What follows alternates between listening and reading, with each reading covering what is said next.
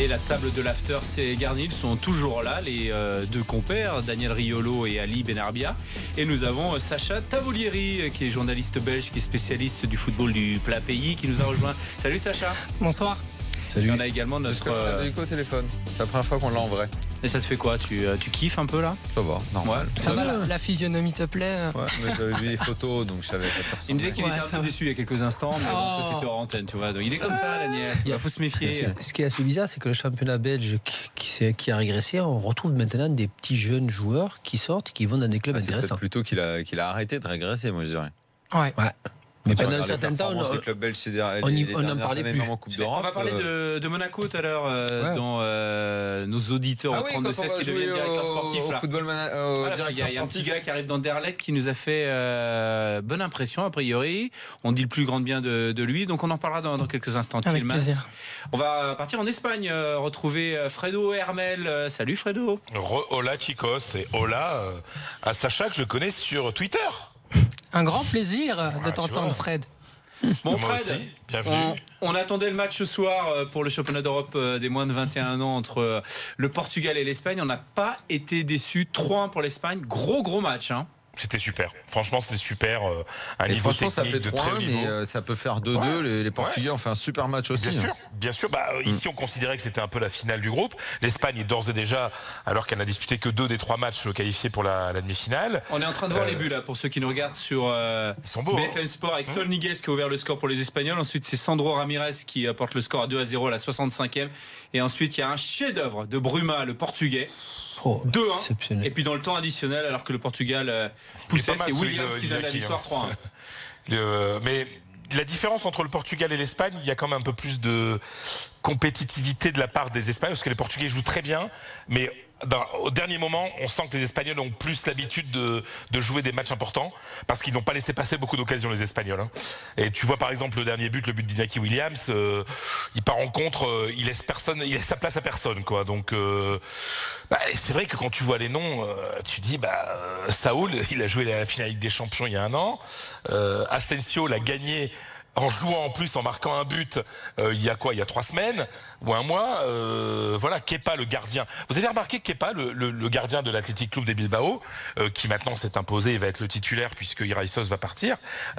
Kepa, c'est un gardien qui ne permet pas qu'il y ait de deuxième action parce qu'il bloque les ballons. Il a une capacité à arrêter, à ne pas dégager, à bloquer. Et ça, c'est quand même hyper important, quoi. Donc voilà, c'est quand on voit que dans cette équipe d'Espagne, il n'y a que Méré, le défenseur central de Gijón, du Sporting de Gijón, qui n'est pas connu. Le reste, c'est quand même des joueurs qui font des très très belles choses en première division espagnole. C'est l'anti-Kopke, on se souvient, l'ancien joueur de Marseille, le gardien qui dégageait à chaque fois des deux coups. J'ai l'impression que ça lui brûlait. Ouais. Donc, moi, j'avais une question pour Fred. Fred, on voit pas mal, on a vu la bonne performance d'Iñaki Williams. Est-ce que tu penses qu'il pourrait peut-être s'épanouir avec l'équipe A de l'Espagne?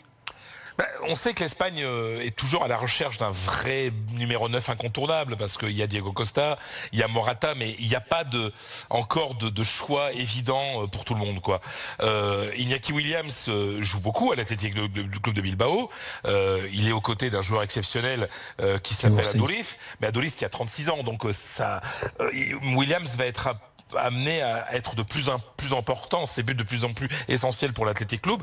Donc on va voir. Mais Williams, oui, ça fait partie de ces attaquants qui sont appelés à être importants. Mais il n'est que remplaçant dans cette équipe espoir. Hein. Attention. C'est tout sauf un joueur rasoir. Hein. Il est spectaculaire, Williams. J'adore. Ali. Ouais, oh là là. Oui, on comparait encore le Portugal et l'Espagne. C'est que l'Espagne, comme tu l'as dit, c'est dans la culture de la gagne. Et le Portugal, malgré en fait leur victoire avec les A, sont encore dans la culture du beau jeu, parce qu'ils dominaient encore, ils gardaient bien le ballon, ils s'approchaient du but, et ils ont encore cet esprit un petit peu amuseur dans les derniers mètres, où ils veulent faire ressentir la technique beaucoup plus que d'être clinique. Et c'est dommage, parce qu'à un moment précis, quand ils ne mettent pas le deuxième, si les Portugais sont plus méchants et plus agressifs devant le but, ils peuvent facilement faire basculer la rencontre. C'est ce qui fait la différence. Ouais, mais à la fin, ça fait 3-1 et ça fait 2 victoires pour l'Espagne. Et ça fait 8 buts marqués, 1 but encaissé. Donc voilà, l'effectivité au dernier moment, dans la dernière passe, dans la dernière action, dans le dernier rematé, le dernier tir, ça marque aussi la différence entre ceux qui gagnent les titres et ceux qui les gagnent pas. Ouais, mais franchement, mais globalement, je trouvais que le niveau technique de cette rencontre était hyper élevé. Je sais pas ce que vous en avez pensé, mais ça jouait extrêmement bien au football des deux côtés. Non, c'était un très beau match de foot. Hein. Ça ressemblait à un match de grand. Hein. Ça nous démontre l'écart entre... en fait, quand tu regardes. Ouais, mais ça nous démontre l'écart, nous, entre nos espoirs à nous. C'est ce que j'allais dire, ça nous donne encore plus de regrets par rapport à ce qu'on disait tout à l'heure. Quand on voit ce genre de match. Je sais pas si c'est des regrets. Arrive un moment, c'est bon. C'est pas des regrets. Tu dois repenser, mais ça on le fait souvent, à qui dirige les espoirs chez nous. Et puis comment fonctionne réellement notre formation. Et puis la valeur, Daniel, la valeur vraiment de nos espoirs à nous, parce que dès qu'ils ont juste le temps de débuter en espoir, qu'on les met en A d'un coup et qu'ils se retrouvent titulaires. C'est assez bizarre. Ce qui n'arrive pas en Espagne. Mais en Espagne, il y a une vraie philosophie de jeu, un vrai fond de base. Oui, bien sûr, un joueur hyper technique. Dans toutes les catégories. Même au Portugal. En tout cas, oui, très beau match. Cet Euro Espoir, franchement, c'est très intéressant à suivre, vraiment. Et puis ça passionne du côté de l'Espagne, je suppose, cet Euro. Les gens sont derrière les Français, les jeunes Espagnols, pardon. Ouais, bien sûr. Puis surtout, sincèrement, il y a le petit phénomène Asensio, donc les gens regardent Asensio. Tout le monde aime bien on appelle ça c'est comme si on avait rouge, Mbappé, nous. Voilà, exactement. Donc tout le monde, dès que Asensio touche le ballon, on va voir qu'est-ce qu'il va faire, etc. Il joue tellement juste, tout ce qu'il fait est intelligent. Il fait toujours les bons choix. Oui, c'est un peu comme en France sur le dernier match Mbappé, quoi. Ouais, exactement. On regardait Mbappé, on disait est-ce qu'il va réussir en équipe de France comme il fait avec Monaco, est-ce qu'il va enflammer là, ceci, cela, est-ce qu'il est aussi fort? Ouais, évidemment. Ouais. C'est normal. Puis là, la saison a été longue, il y a eu beaucoup de choses. L'Espagne s'est encore gavée avec les clubs cette saison. Les vacances arrivent, on profite des derniers matchs de la saison. Et puis on suit aussi beaucoup le Portugal aussi, à cause de Cristiano Ronaldo, bien entendu, quoi. Donc c'est vrai que c'est dans une saison où il n'y a pas d'Euro chez les grands et pas de mondial. Les gens profitent de ces derniers matchs. Et ça va reprendre pour les matchs officiels pour les Espagnols le 8 août avec la Super Coupe d'Europe entre le Real et Manchester United. Ouais. Un petit chose sur les espoirs, c'est un ancien le sélectionneur, c'est un ancien bordelais, c'est Albert Celades. Vous vous souvenez? Oui. C'est quoi, milieu défensif, non? Oui, milieu offensif du Barça. On peut dire qu'il nous a marqué, ça on le dira pas. Non, mais on se souvient du nom. Un bon joueur quand même. On se souvient du nom quand même. Le joueur Real aussi. Mais il fait un bon boulot avec cette équipe de la sélection espoir. Et puis on sait qu'en plus, quand tu es sélectionneur espoir, la progression, elle se fait petit à petit. On voit le cas de Lopetegui qui a pas vraiment triomphé en club. À Porto, ça s'est pas extrêmement bien passé. Il est passé il a gagné l'Euro avec les espoirs en 2013 en Israël. Il est parti à Porto. Là, il est revenu. Il est entraîneur de la sélection espagnole DA. Il y a une sorte de culture du mérite et on progresse petit à petit dans le foot espagnol et ça vaut aussi pour les sélectionneurs. Et puis belle génération, parce que nous on est en train de pleurer parce que les jeunes Français sont pas qualifiés, mais on a de super joueurs et là ils sont là. Asensio, Saúl Ñíguez, Bellerín, c'est pas mal, hein. Il y a De Folleux qui est pas mal du tout. Il est un peu décevant. Franchement, pour moi, c'est le plus décevant. Puis il fait un peu vieux déjà. On le voit depuis très longtemps en plus. Il a commencé jeune. Il a commencé jeune. Et on a quand même l'impression que c'est le joueur qui ira pas plus haut. C'est-à-dire, c'est l'éternel espoir. Voilà. Parce que là, on se dit, il a pas vraiment explosé. Quand tu restes longtemps en espoir. Il y a des joueurs qui ont joué la Ligue des Champions quand même du côté, vous parliez de Saúl Ñíguez, c'est super important à souligner. Je ne sais pas si en Euro Espoir avec la France, il y a quand même des joueurs qui ont disputé des matchs de Ligue des Champions et des matchs de Ligue des Champions à haute intensité. Asensio a marqué le premier but du Real cette saison pour le premier titre qui était la Super Coupe d'Europe contre Séville et il a marqué le dernier but de la saison qui était le dernier but face à la Juve en finale de Ligue des Champions. Il y en a en France aussi, pour répondre à ta question. Mbappé, il a moins de 21 ans. Un garçon comme Benjamin Mendy aussi, il est encore dans cette catégorie. Et tu pourrais avoir une sélection, mais beaucoup sont soit déjà chez DA.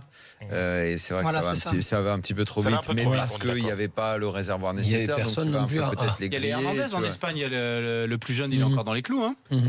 Bien sûr qu'il est dans les clous, mais la dernière fois, je te signale qu'il n'est pas venu. Donc voilà, c'est pour ça. C'est symbolique, c'est pour ça que j'en parle aussi. Théo, le latéral gauche qui va, et le président Pérez a confirmé hier soir qu'il allait bien signer au Real. Enfin, il a le centre, ce qu'on a déjà annoncé plusieurs fois, que le Real va payer sa clause et qu'il va quitter l'Atlético. Il était quand est-ce qu'il annonce Florentino Pérez que Mbappé signe?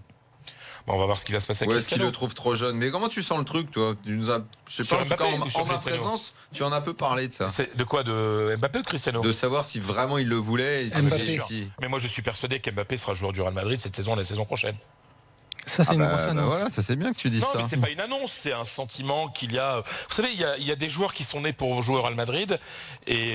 Donc dès maintenant, dès 18 ans, parce que le Real ne prend pas toujours des gamins comme ça. Peut-être le garder un an à Monaco quand même. Ouais.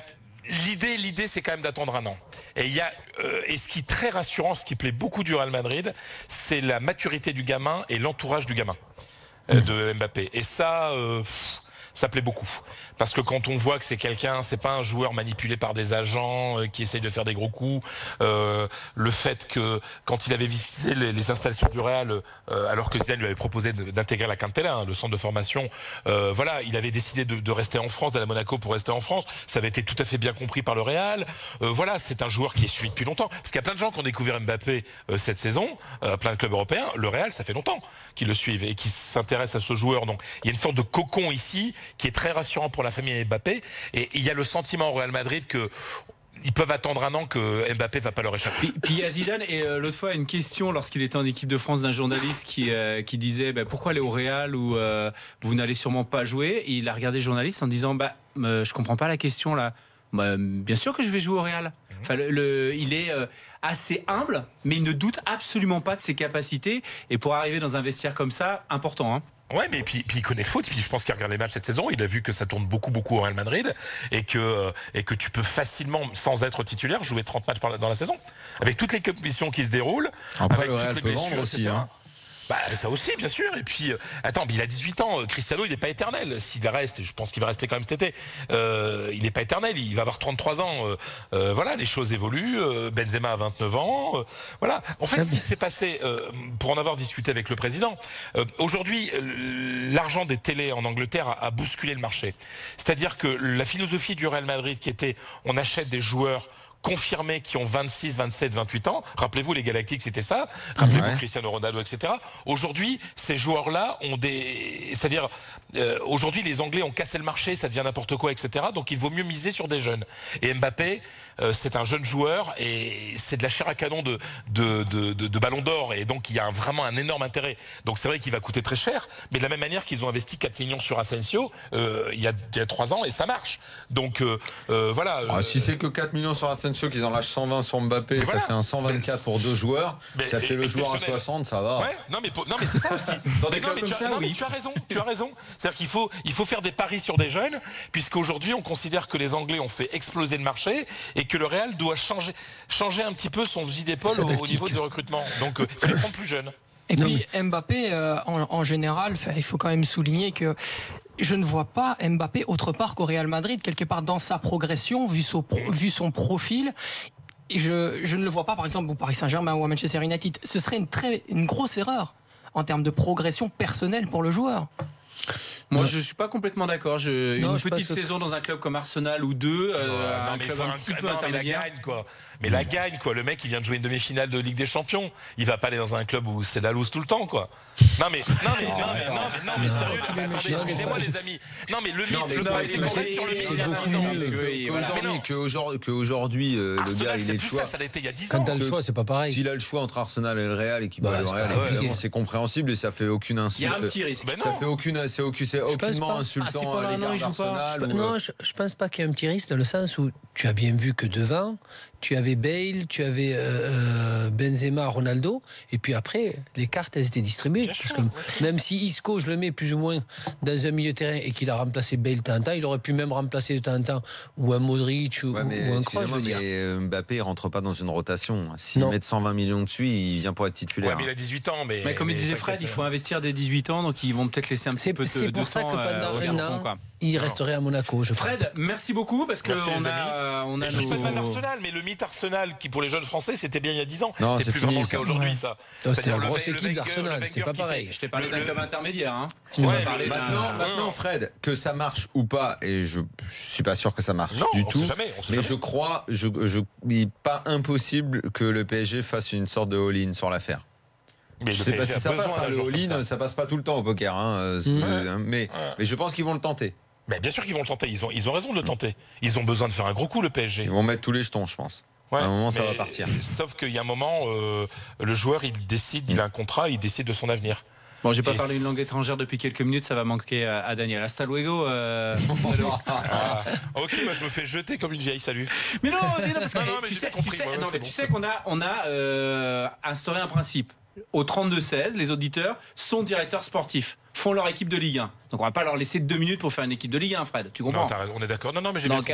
Donc voilà, tu n'es absolument pas une vieille chaussette, Fred. Tu sais, ça fait des années qu'on se connaît. Donc, je sais, mais bon. Et tu vas revenir.